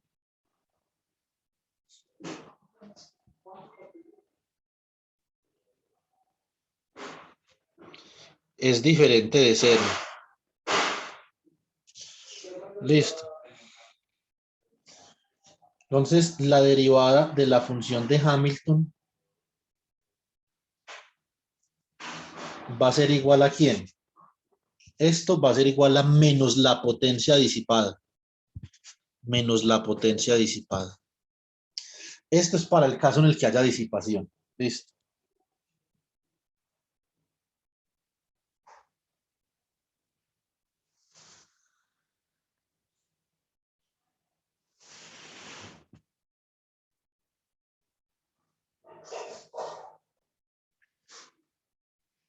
Muy bien. Entonces, ¿cuánto valía la derivada de la función de Hamilton con respecto al tiempo? Esto ahorita nos dio cómo. Nos dio I que multiplica a Q sobre C más L por la derivada de I con respecto al tiempo menos el voltaje de la fuente. ¿Y quién es la potencia disipada? La potencia disipada, como nosotros sabemos, viene dada por la ley de Joule, que es menos I al cuadrado por la resistencia, ¿cierto? Por lo tanto, si pasamos todo para un solo lado, nos queda como nos queda esto. Entonces vamos a factorizar I al otro lado, nos queda que I factor de Q sobre C más L de I de T menos V de T más I por R es igual a 0. Eso es la obtención de las ecuaciones mediante los principios básicos que nosotros debemos de manejar como físicos, ¿cierto?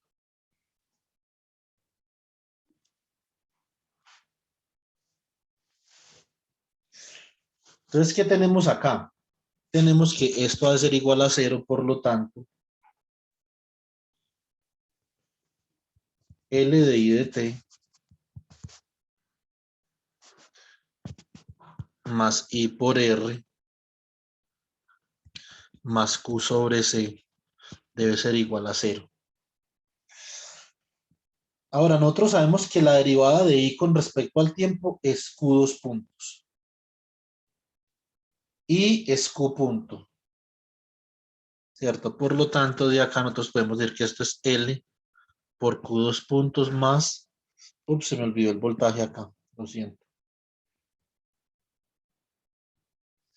Es el voltaje de la fuente. Esto es más R por Q punto más Q sobre C igual al voltaje de la fuente. Dividiendo por L. Me imagino que inductancia si no la ven en la 1. Eso sí es imposible, pues, ¿cierto? O sea, ni siquiera 6 horas a la semana darían para eso. Pero eso sí lo vemos acá. O sea, el problema de la inductancia es un problema más electromagnético. Hay que ver la ley de inducción de Faraday. Entonces, para eso tenemos un poquito más de tiempo, ¿cierto?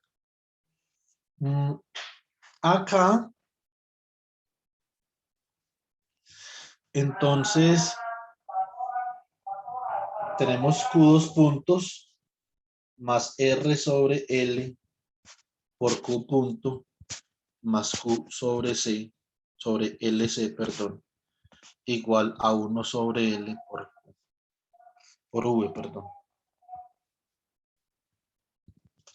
Y esta es la ecuación de movimiento que yo obtengo mediante la función de Hamilton para la carga eléctrica.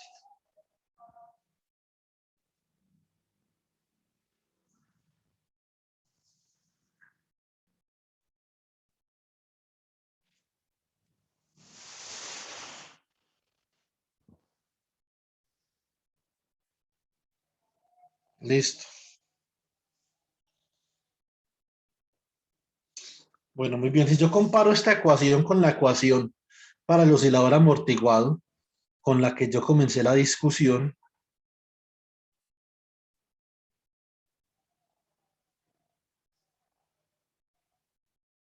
esta de acá, vamos a hacer esa comparación.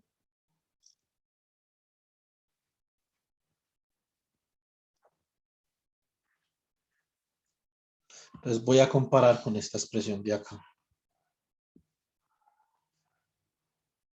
X dos puntos, que sería el desplazamiento del oscilador, 2 zeta omega sub 0 por X punto, más omega sub 0 al cuadrado por X, igual a la excitación. Entonces yo obtengo que omega sub 0 es igual a 1 sobre la raíz de LC. Obtengo que el factor de amortiguamiento es igual a R medios por la raíz de C sobre L, y que F de T es igual a V de T sobre L. ¿Cierto? O sea que un circuito RLC es un sistema oscilatorio con amortiguamiento, es decir, un sistema con oscilaciones amortiguadas. ¿Cierto? Bueno, muy bien. Para terminar, nos quedan 12 minutos, ya que alcanzamos a hacer lo que quería hacer. Solución particular al oscilador armónico.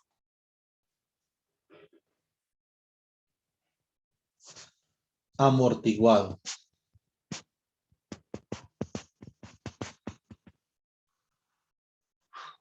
Listo.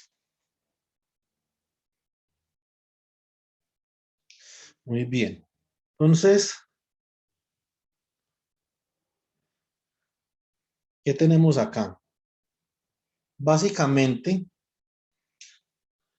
que necesitamos una función de Green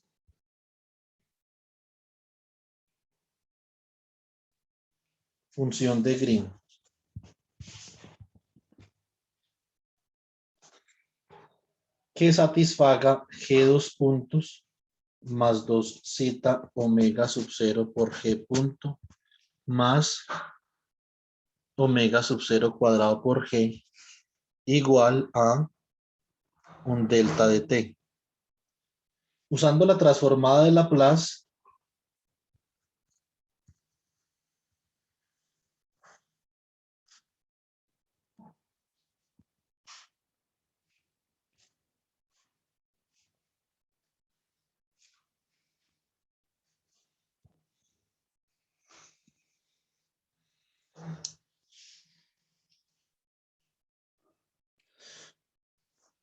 entonces yo tengo que S al cuadrado por G de S más 2 zeta omega sub 0 S G de S más omega sub 0 al cuadrado por G de S es igual a 1, de donde yo puedo escribir lo siguiente, que S cuadrado más 2 zeta omega sub 0 S más omega sub 0 cuadrado por G de S es igual a 1, ¿sí o no?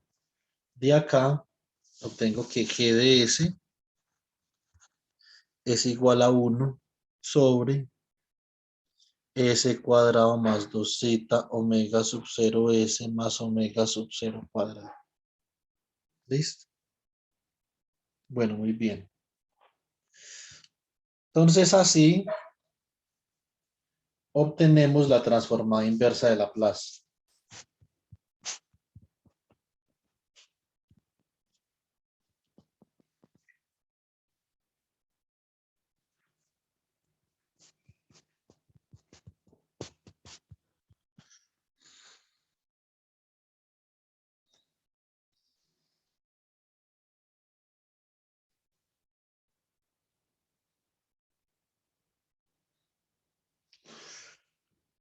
Entonces, para hacer la transformada inversa de Laplace,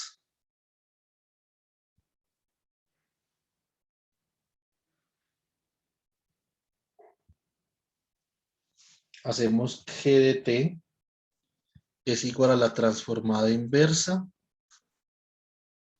de 1 sobre S cuadrado más 2 zeta omega sub 0 S más omega sub 0 cuadrado. Listo.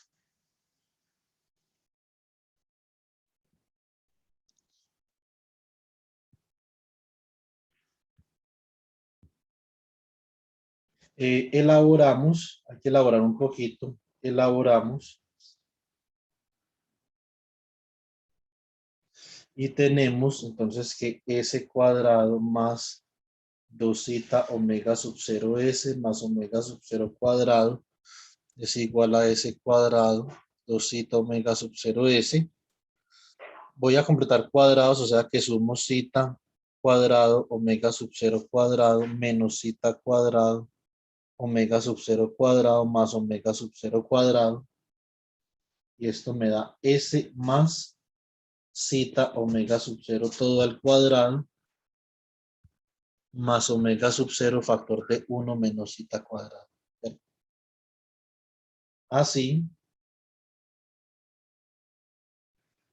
entonces tenemos que G de T queda como la transformada inversa de Laplace de 1 sobre S más zeta omega sub 0 al cuadrado más omega sub 0 al cuadrado por 1 menos zeta cuadrado y divido y multiplico por omega sub 0 raíz de 1 menos zeta cuadrado, o sea, esto es 1 sobre omega sub 0 raíz de 1 menos zeta cuadrado transformada inversa de omega sub 0 raíz de 1 menos zeta cuadrado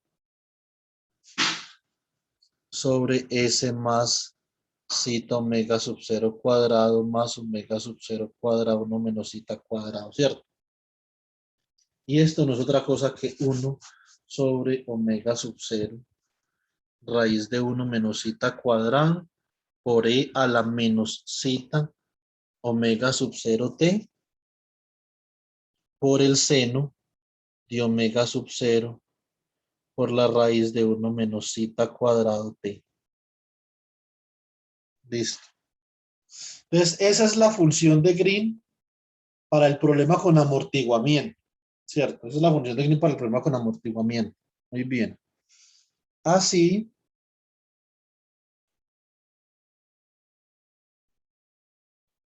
la solución particular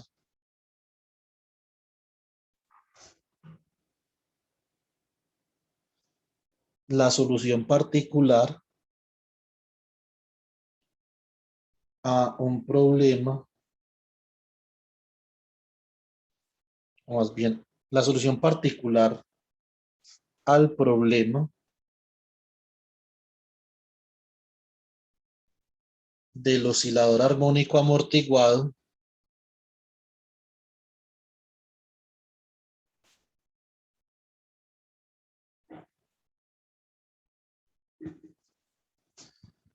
se puede escribir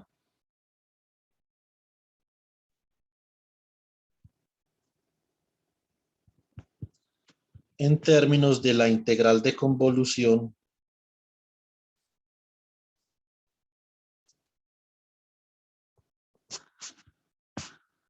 de la forma. Entonces, ¿qué tenemos acá? Tenemos x de t será igual a la integral entre t0 y t, que puede ser 0, por ejemplo, de g de t menos tau por f de tau, ¿cierto? Es como queda esta vuelta acá. Esto queda como 1 sobre omega sub 0 raíz de 1 menos zeta cuadrado integral de 0 a t de el seno de omega sub 0 raíz de 1 menos zeta cuadrado t menos tau f de tau, ¿cierto? Diferencial de tau. Yo creo que esta integral es un poco más apeñuscada para que me quede.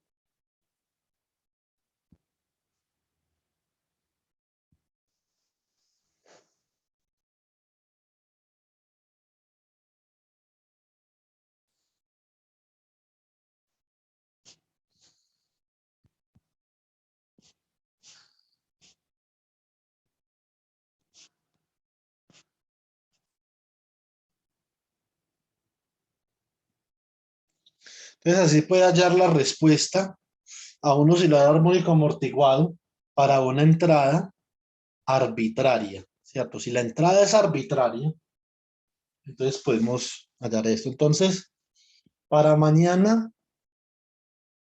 antes de las 6 de la tarde, me deben de entregar esto. Entonces,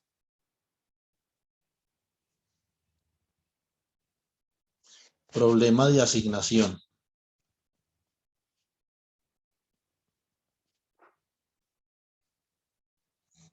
Evaluar la respuesta al escalón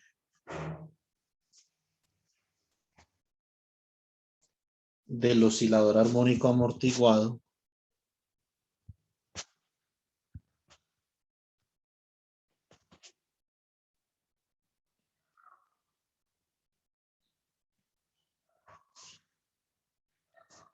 usando A, la función de Green,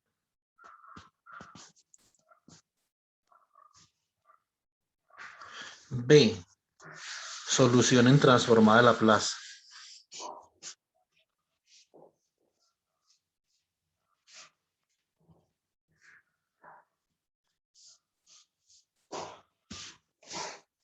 una cosa es yo calcular la función de Green con una transformada de Laplace y otra cosa es solucionar una ecuación diferencial con transformada de Laplace. Son dos cosas diferentes, ¿cierto? Entonces, recordar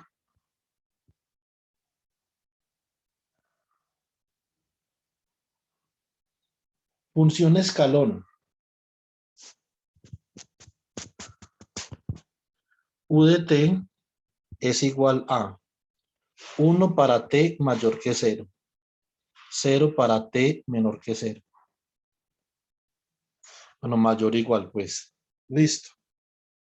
Entonces, esas son cosas importantes. Deben de recordar, por ejemplo, también que la transformada de Laplace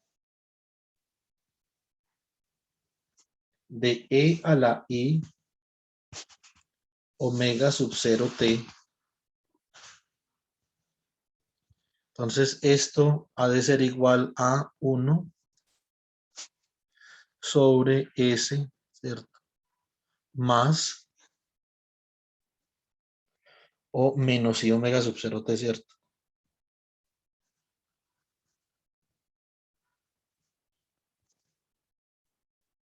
Por lo tanto, la transformada de Laplace de e a la i omega sub 0 t, ¿cierto? Más o menos e a la menos i omega sub 0 t es igual a 1 sobre s menos i omega sub 0, oigan a esto. Es que t, se me fue ese t ahí. Más o menos 1 sobre s más i omega sub 0, ¿cierto? Con esto pueden calcular las transformadas de Laplace del seno y del coseno. No me vayan a utilizar tablas de ningún tipo. Ni tablas de integrales, ni tablas de transformada de Laplace. Lo calculan todo a mano, absolutamente todo. Y esto vale para el 15%, esto es parte del 15%. Y también recuerden que la transformada de Laplace de e a la i omega sub 0 t por e a la menos alfa t, por ejemplo, es igual a la transformada de Laplace de e a la i, colocan acá la menos i, ¿cierto?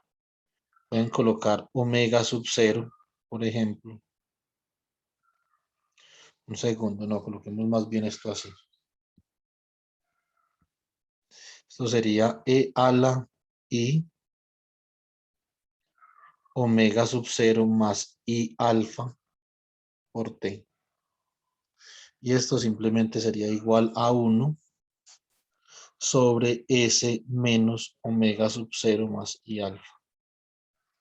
Listo. Entonces, con eso diría yo que se salen fácilmente. Esto hay que trabajarlo, pero tienen más de 24 horas para hacer esto. Entonces, comiéncense a ejercitar en la parte matemática del curso y ya, entonces ya vimos los ejemplos de la función de Green en ecuaciones diferenciales ordinarias. Pero estas ecuaciones diferenciales ordinarias son rara vez utilizadas en electrodinámica clásica. La electrodinámica clásica versa fundamentalmente de ecuaciones diferenciales parciales, ¿cierto? De las parciales, ¿ok?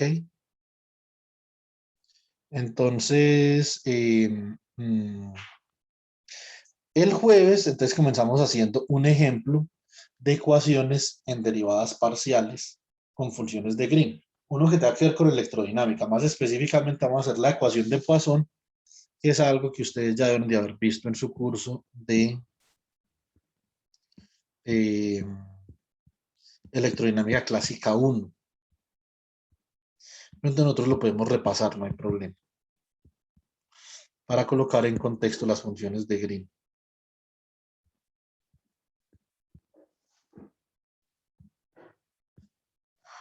Hoy es septiembre 7, ¿cierto?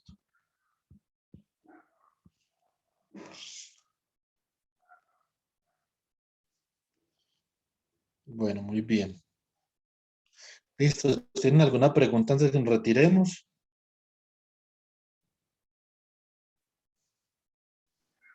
No, yo no tengo ninguna, profe. Me voy retirando una vez que ya voy entrando a la siguiente clase. Listo, chicos.